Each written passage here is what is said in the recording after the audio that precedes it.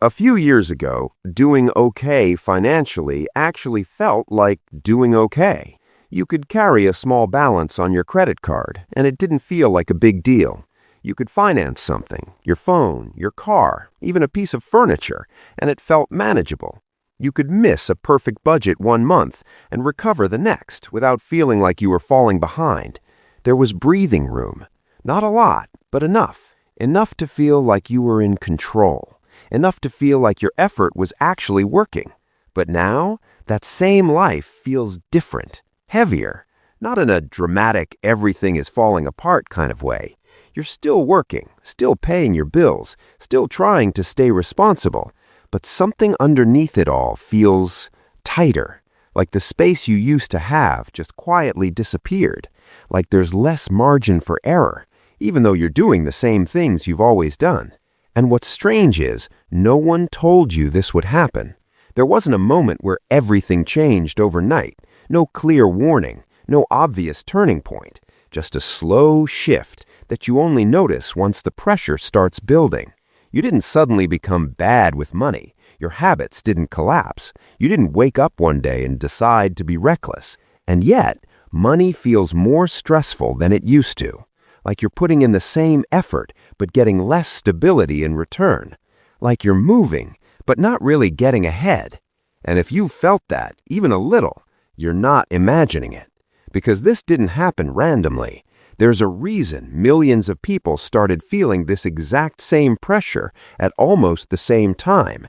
And it has nothing to do with discipline. It has to do with a shift that most people never fully saw happening. A shift that changed the rules without ever announcing itself. A shift that turned normal, reasonable financial behavior into something quietly expensive. We're used to thinking about money in very simple cause and effect terms. If you spend too much, you struggle. If you save consistently, you'll be okay. If you avoid debt, you stay safe. That's the framework most of us were given. And it's not wrong, but it's incomplete. Because it assumes the system stays the same. It assumes the environment doesn't change. But real life doesn't work like that. Because sometimes the rules shift underneath you. And when they do, the exact same behavior starts producing different results. Think about that for a second. The same income, the same spending habits, the same level of discipline, but a completely different outcome. That's confusing. And when something is confusing, we tend to internalize it. We assume the problem is us. We think, I need to try harder. I need to be more disciplined. I need to figure out what I'm doing wrong. But what if the problem isn't just what you're doing? What if the environment changed and no one explained how that affects you? Because that's exactly what happened with interest rates. They didn't just go up as numbers on a screen. They changed how money behaves in everyday life. They changed how fast debt grows, how effective your payments are, how expensive it is to carry anything over time. And the hardest part? They changed slowly, quietly, in a way that didn't demand your attention right away. So you kept living your life the same way, but the outcomes started drifting. Let's slow this down, because this is where the trap actually lives. Imagine your financial life like walking on a flat road. At first, everything feels balanced. You take a step, you move forward. Simple. Now, imagine that road slowly starts tilting upward, not steep enough to stop you, just enough to make each step slightly harder. That's what rising interest rates feel like. They don't stop your progress. They just reduce how effective each step becomes. And here's what makes it dangerous. You don't immediately adjust how you walk. You keep the same pace. Because from your perspective, nothing major has changed. You're still earning, still spending, still paying bills. But underneath that, the math is shifting. Let's bring this into real life. Take something as common as a credit card. Most people don't use credit cards irresponsibly. They use them to manage timing, to smooth out cash flow, to handle unexpected expenses, and sometimes a balance carries over. That's normal. But what changed is the cost of that balance. When interest rates rise, the cost of carrying debt increases, which means the same balance behaves differently over time. Let's say you carry a balance for a few months. In a lower rate environment, that might cost you a manageable amount. Annoying, sure, but not overwhelming. In a higher rate environment, that same balance grows faster. Your payments stay similar, but their impact shrinks. More of what you pay goes toward interest, less goes toward actually reducing what you owe. So even though you're doing the right thing, making payments, staying consistent, your progress slows down. And this is where it becomes psychological. Because nothing feels broken. There's no alarm, no crisis, just a subtle sense that things aren't improving the way they should. And humans are not great at detecting slow changes. We notice sudden problems, we react to emergencies. But gradual pressure? We adapt to it. We normalize it. We tell ourselves it's temporary. We say things like, "Next month will be better. I'll catch up soon. This is just a rough patch." And sometimes it is. But when the system itself is changed, those temporary patches can stretch longer than expected. Now expand this beyond credit cards. Car loans, personal loans, installment plans, even everyday financing options that didn't feel risky before. Each one becomes slightly more expensive, not enough to shock you individually, but enough to create cumulative pressure.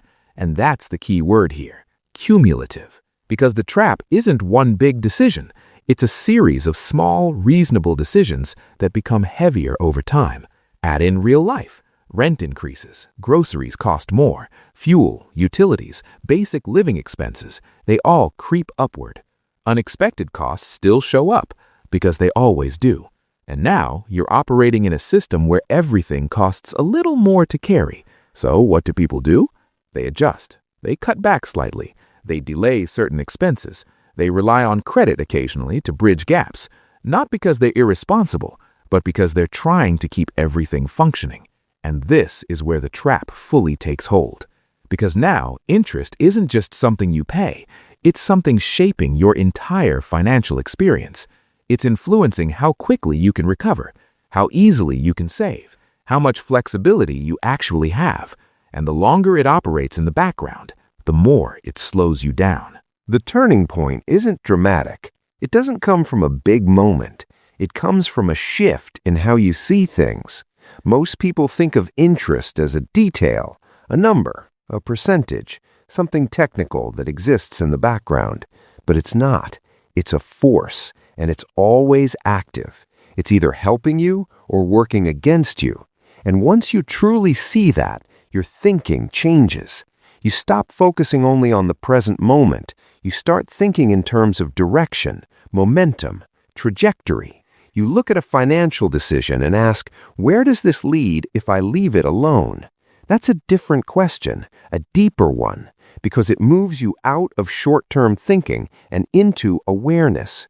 You begin to notice how small balances grow, how long-term payments stack up, how manageable can quietly turn into heavy. And something interesting happens. You don't become restrictive, you become intentional. You pause more. You think slightly longer before committing to something, not out of fear, but out of clarity. And that clarity gives you something most people are missing, control. Not perfect control, but enough to start shifting direction. So what do you actually do with all of this? Not in a perfect world scenario, in real life, where things are messy, unpredictable, and sometimes overwhelming. You start with awareness. Not judgment, just awareness. You look at your current financial situation and ask one simple question. Where is interest quietly working against me? It might be a credit card balance. It might be a loan that's taking longer to pay down than expected. It might be multiple small commitments that have added up over time. You don't try to fix everything. That's where people burn out. Instead, you choose one area, one place where reducing that pressure would make a noticeable difference, and you focus there. Not aggressively, not perfectly, just consistently. Because consistency matters more than intensity. A small extra payment made regularly does more than a large one-time effort followed by burnout. At the same time, you create a buffer, even a small one, because having a bit of savings changes your behavior. It reduces reliance on high-interest options when something goes wrong, and something will go wrong. That's not pessimism, that's just life. but having a buffer turns emergencies into manageable situations, and that protects your future. You also begin to question future decisions differently, not avoiding them completely, but thinking about their long-term weight. You ask yourself, is this adding pressure or reducing it? And sometimes the answer will still be yes, it's worth it. That's okay. This isn't about cutting everything out. It's about choosing with awareness, because awareness reduces stress. It replaces confusion with clarity, and clarity changes how you move. If things have felt heavier lately, if your money doesn't stretch the way it used to, if you've been working just as hard but feeling less progress, you're not imagining it, and you're not alone. This is something millions of people are experiencing right now, quietly, without fully understanding why. Not because they failed, not because they lack discipline, but because the system changed, and no one explained what that meant for everyday life. The pressure you feel? It makes sense. But here's the important part. Once you see it, really see it, it stops feeling random. It stops feeling like you're just bad with money, and it starts feeling understandable. And when something becomes understandable, it becomes manageable. Not easy, not instant, but possible. You start making small adjustments, small decisions that slowly reduce pressure instead of adding to it. And over time, that changes everything. Not overnight, but gradually. In the same quiet way this pressure built up in the first place. Because real financial progress isn't about perfection. It's about awareness. It's about understanding the system you're operating in and adjusting your behavior just enough to move with it instead of against it. So if things feel off right now, that quiet tension you can't quite explain, it's real. But you're not stuck in it. You're just becoming aware of it. And that awareness, that's where control begins. Not with a big decision, not with a perfect plan, but with a simple shift in how you see what's already happening. And from there, everything starts to move a little differently, a little lighter, a little more in your control. And that's more than enough to start.